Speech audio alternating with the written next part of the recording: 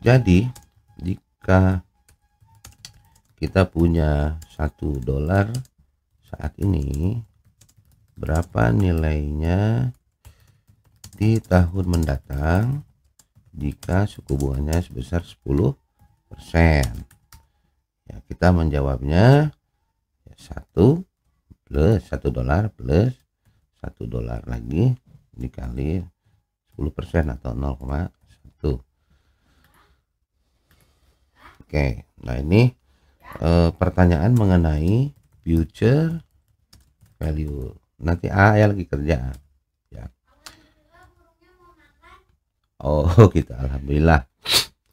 Pertanyaan mengenai present value-nya itu dibalik. Jadi jika kita, maaf anak saya ngajak ngobrol, jika kita punya 1,1 dolar di tahun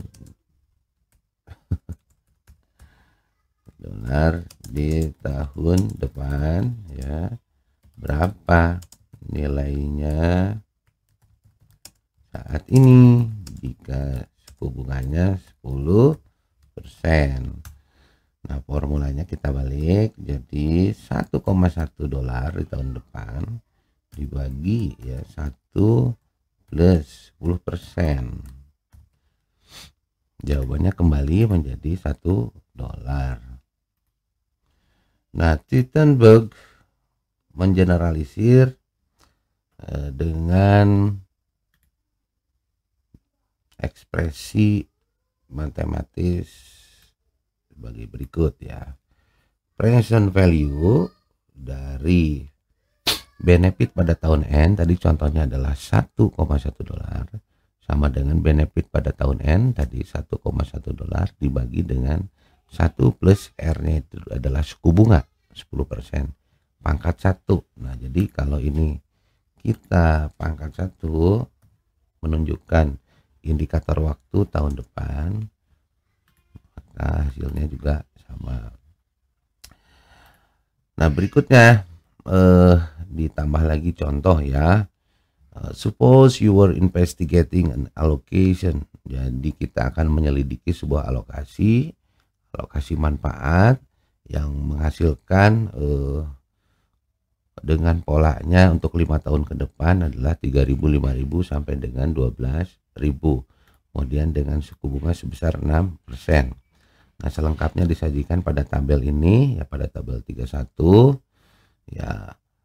$3.000 itu dengan suku bunga sebesar 6% setara dengan $2.830,19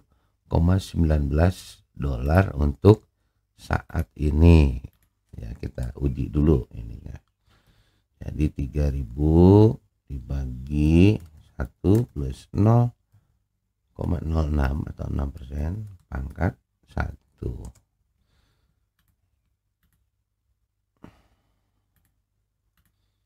Ya, hasilnya sama ya. Ini komanya saya turunkan dulu. Oke. 2.830,19. Nah, di tahun kelima itu rencana manfaatnya $12.000.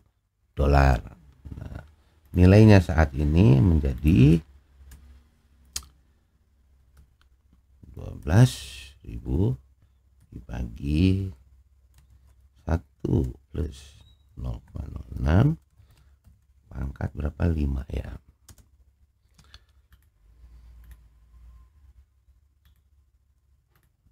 Nah, ini hasilnya 8.967 ya, 8.967. Oh, ini nolnya lebih 1.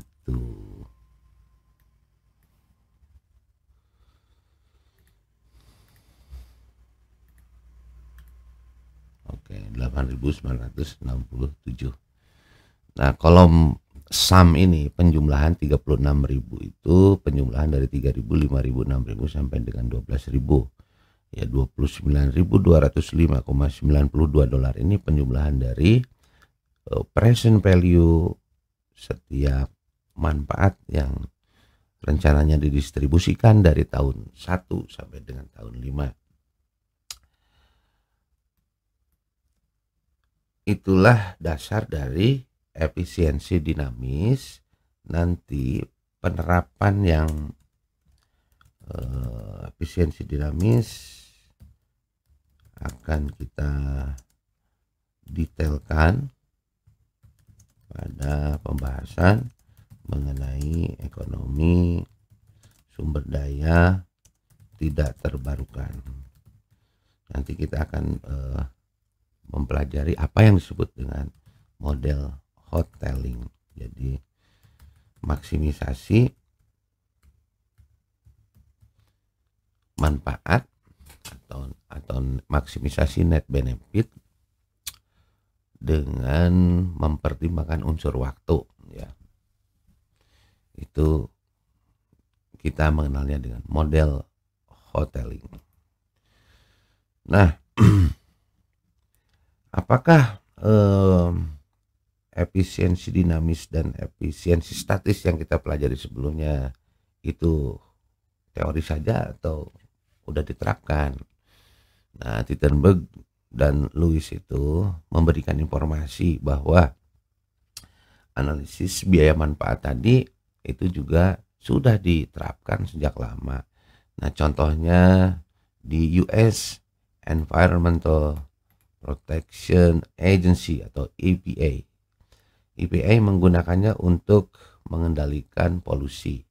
Jadi pada tahun berapa itu Amerika Serikat menetapkan atau mengestablish apa yang disebut dengan Undang-Undang Udara Bersih. Jadi ada undang-undangnya, Undang-Undang Udara Bersih. Kemudian apakah kebijakan atau pengendalian polusi tersebut punya makna secara ekonomi? Ya, does reducing pollution make economic sense? Hasil temuannya ternyata yang dilakukan pada bulan Agustus tahun 2010, EPA melaporkan ya benefit and cost Undang-Undang Udara Bersih dari tahun 1990 hingga tahun 2020.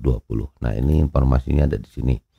Jadi undang-undang tersebut diestimasi memberikan manfaat sebesar 800 billion dolar. Billion itu apa? Miliar, ya. Pada tahun 2000. Kemudian mencapai 1,3 triliun dolar pada tahun 2010. Jadi 10 tahun kemudian meningkat menjadi 1,3 triliun. Nah, kemudian ultimately reaching approximately, jadi pada tahun 2020 itu mencapai 2 triliun dolar per tahun, ya. Jadi Undang-Undang Udara Bersih ini manfaatnya tentu menghitung aspek kesehatan, manfaat daripada manfaat daripada oksigen yang dipelihara gitu melalui penegakan hukum Undang-Undang Udara Bersih tersebut bagi kesehatan masyarakat. Kemudian bagi aspek-aspek lainnya. Nah, itu pengukurannya melibatkan berbagai aspek, ya, termasuk aspek kesehatan. Nah, kemudian dicontohkan juga digunakan untuk mengestimasi manfaat mengestimasi manfaat dari reduksi atau pengurangan karbon dioksida. Karbon dioksida itu polusi udara yang muncul dari kendaraan bermotor, kemudian dari kegiatan pabrik. Itu. Karbon dioksida bisa dikonversi menjadi oksigen itu dengan proses alami. Salah satunya dikonversi oleh fungsi daripada tegakan pohon. Jadi pohon itu bisa menyerap karbon kemudian mengeluarkan oksigen. Nah, selain daripada analisis biaya manfaat. Juga ada alat ukur atau matriks pengambilan keputusan lainnya. Di antaranya adalah cost effectiveness analysis. Ya. We can be done to guide policy when the requisite valuation for benefit cost analysis is either unavailable or not sufficiently reliable. Jadi alat-alat pengambilan keputusan lainnya itu muncul karena ada kelemahan atau ada kekurangan pada analisis biaya manfaat. Nah, ini silakan nanti dipelajari sendiri dengan teknik membaca yang saya contohkan.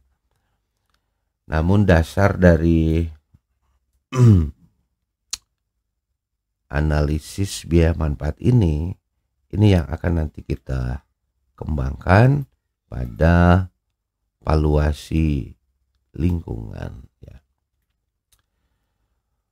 Tentu sebagai dasar ini menjadi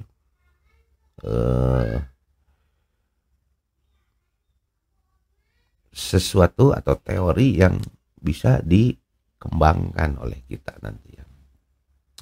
Nah, sekali lagi saya mengatakan teori itu, orang tuh suka gampang ngomong teorinya begini, teorinya begitu. Ketika ngomongin teori, ya, teori itu kan fungsinya untuk mengexplain, untuk menjelaskan, untuk memprediksi satu gejala ekonomi, ya, bagi kita itu satu gejala ekonomi. Jadi teori itu adalah alat. Nah, alat itu ada 3 elemen.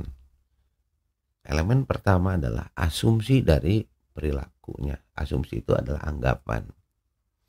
Anggapan yang sifatnya bukan fakta, ya, imajinasi. Kemudian ada data, ya. Data yang besarannya tertentu dan ada variabel gitu. Benefit and cost itu adalah variabel. Benefitnya sebesar 3.000, 5.000, 6.000 sampai 12.000 itu adalah data. Nah, jadi kalau dasarnya sudah dipahami, ya, insya Allah nanti pengembangannya akan lebih mudah. Oke, selamat mempelajari kembali. Terima kasih. Assalamualaikum warahmatullahi wabarakatuh.